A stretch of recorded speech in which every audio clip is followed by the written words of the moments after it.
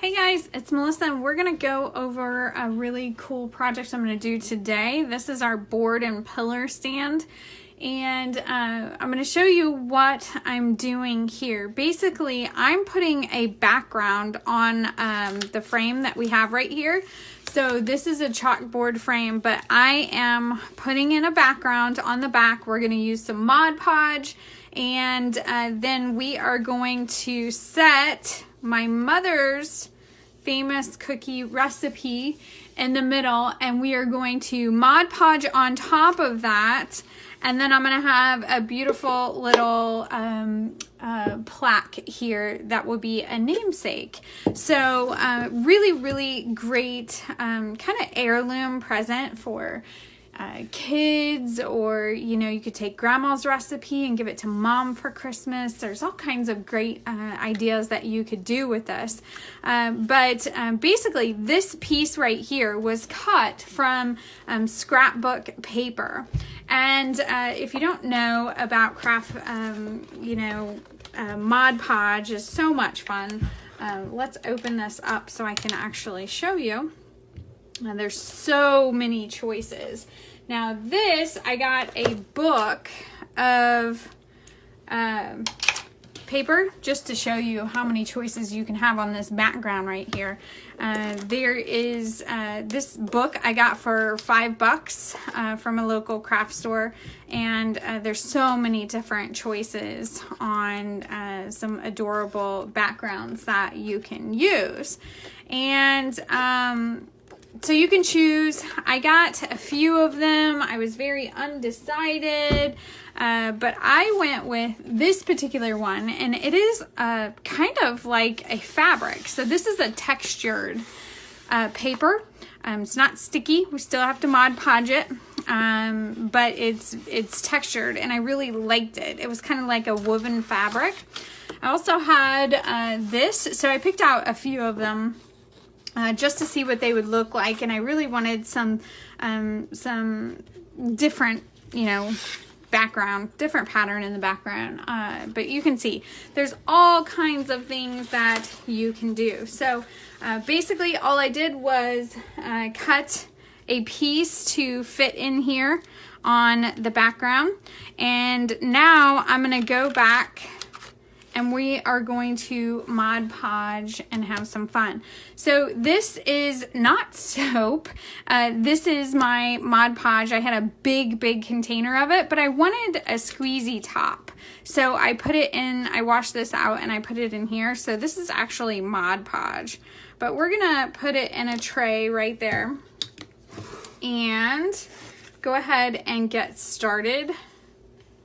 We're going to put this in the background.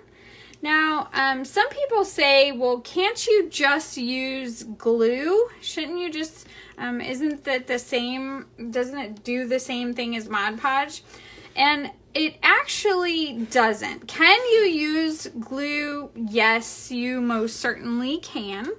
But the reason that Mod Podge exists and does so well is because it is actually, oh, that's gonna tip it. It actually has sealant properties in it. So let me find something to set this on. Okay, so the Mod Podge actually seals your design as well. So you can use glue, but it doesn't have that sealant property that will make it long lasting and give it that clear coat seal that you really want. So here I am just putting this design down the best I can to seal all the edges, make it look seamless in the background. So you might have to push and pull and fix your background however you want to make sure that it looks perfect. And then you're gonna, of course, want to make sure everything is level on the bottom as well. Now you can see that big old glob. We can take any type of paintbrush and get that off of there and just put it on your design there. Okay. So we've got that part all done, and now we're just going to Mod Podge the top. So we're going to go right over the fabric that we just put down, or the texture paper, whatever it is. We're going to go on top of it just like this. And then we're going to add our recipe on top of that. So this is obviously going to soak up some of our Mod Podge because it is a textured fabric-y kind of thing. It's a little bit different. That's okay. We like different. So I'm just making sure that I get it on everything. This is going to seal perfectly clear. So once it's all dried, it's going to be gorgeous. Okay. So now I'm going to put that on there, and then I'm going to put our recipe right in the middle. Okay. Find that middle. All right. So we've got some words and stuff on the back. I'm not too worried about, but I'm going to add some glue to the back of this paper and set it down right in the middle. And make sure that's nice and even. We are going to set that down, okay? Okay, now you can also make a copy of this. If you're a little concerned about ruining this, you can photocopy, do whatever you want, and just use a copy of the recipe. So you don't have to, you know, ruin the one that you have if you don't want to. So just make sure that you get this really wet so that it thins it out and it lays really even. So we're gonna add just a little bit across the top. We really want this to be nice and wet across so that it lays really, really flat. So I'm not worrying about the edges and getting stuff all over the edges because I'm going to take a wipe to it in just a minute. There you go. All right, so we're going to leave it just like that. And now I'm going to grab some wipes and clean up around the edges.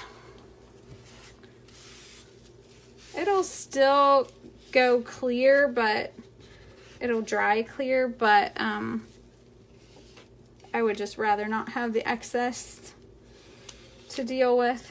It'll look prettier. So we're gonna go ahead and clean that up.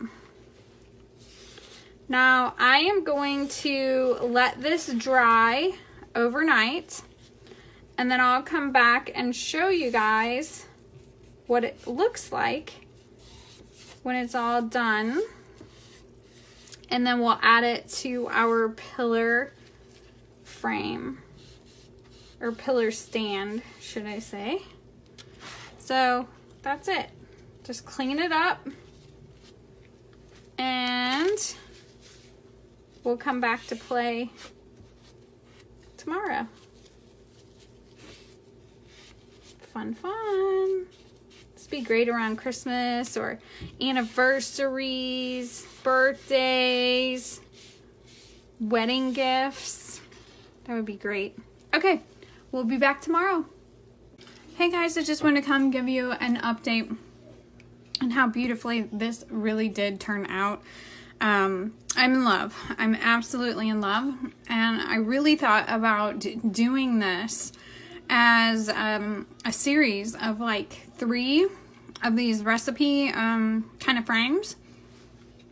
I thought it'd be really cool to get like my Aunt Sandy and my grandma's recipes as well and put them in frames side by side. So I'm really contemplating on what to do because I want more of these. So I just wanted to show you what it looks like when you put it on the board and base. It looks adorable. This can also sit in the corner of your kitchen to do something like that. And I was thinking last night, because I'm completely in love with this, I think this needs to be some type of workshop because it's such a great idea. But I was also thinking about something that would be for parties and things like that, where you could have something that was maybe magnetic for your favorite recipes, where this would be a magnetic backing, and you could put those favorite recipes up when like you had a party and people wanted the recipe to your spicy chicken dip. You could set that on there. So I thought that might be a really cool way to do that as well. But I was thinking of maybe a 9x12 frame, and we could list them out what your recipes were, and people could literally just snap a picture of it and take home your recipes if you wanted them to have it, of course. So lots of fun ideas, but this was a really great project for me this week. I really liked it, and definitely love my mama's chocolate chip cookies.